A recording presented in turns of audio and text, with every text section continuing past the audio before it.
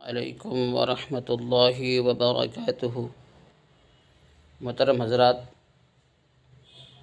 ایک دلچسپ کہانی واقعہ لے کر حاضر ہوا ہوں، سماعت فرمائیں۔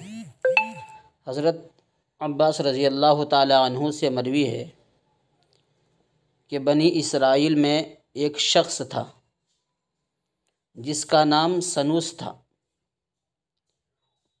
اسے حکم ہوا کہ 3 دعائیں تیری قبول ہوں گی، جو مانگنا ہو مانگ لو،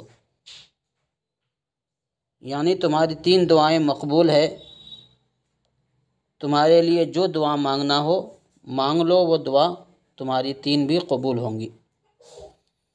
بڑا خوش ہوا اور اس نے سب سے پہلی دعا کی اپنی بیوی کے لیے کہ وہ خوبصورت ہو جائے۔ دعا قبول ہو گئی اور اس کی بیوی تمام بنی اسرائیل کی عورتوں سے خوبصورت ہو گئی۔ عورت نے اپنا حسن و جمال اور اپنی خوبصورتی دیکھا تو غرور میں آ گئی، گھمنڈ میں آ گئی اور شوہر کو ستانے لگی۔ شوہر نے تنگ آ کر ایک دن خفا ہو کر، ناراض ہو کر غصے سے کہا، خدا تجھے کتیا بنا دے۔ یہ دوسری دعا بھی اس کی قبول ہو گئی اور عورت اسی وقت کتیا بن گئی۔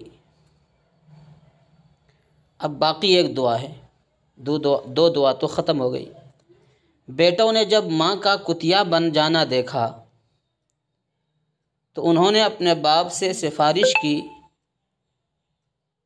تو اس نے پھر تیسری دعا کی کہ الہی میری بیوی کو اپنی اصل صورت پر کر دے۔ چنانچہ عورت پھر اپنی اصلی صورت پر جو کہ اس کی تھی ہو گئی اور شوہر کی تینوں دعائیں مفت میں برباد ہو گئی۔ خدا تعالیٰ جس حال میں رکھے اس پر صبر و شکر کے ساتھ رہنا چاہیے۔ اور یہ بھی معلوم ہوا کہ اس دنیا کا حسن و جمال انسان کے لیے وجہ وبال بن جاتا ہے، اس لیے زیادہ تر فکر اپنی عاقبت اور آخرت کی کرنی چاہیے، دنیا کی نہیں۔ اور خصوصاً عورت کے پیچھے جانے سے انسان کی دنیا بھی برباد ہوتی ہے اور آخرت بھی برباد ہوتی ہے۔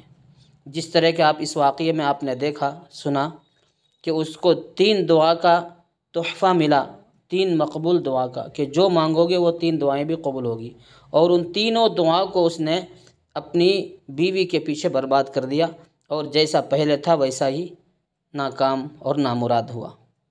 اللہ ہم سب کو عمل کی توفیق عطا فرمائے۔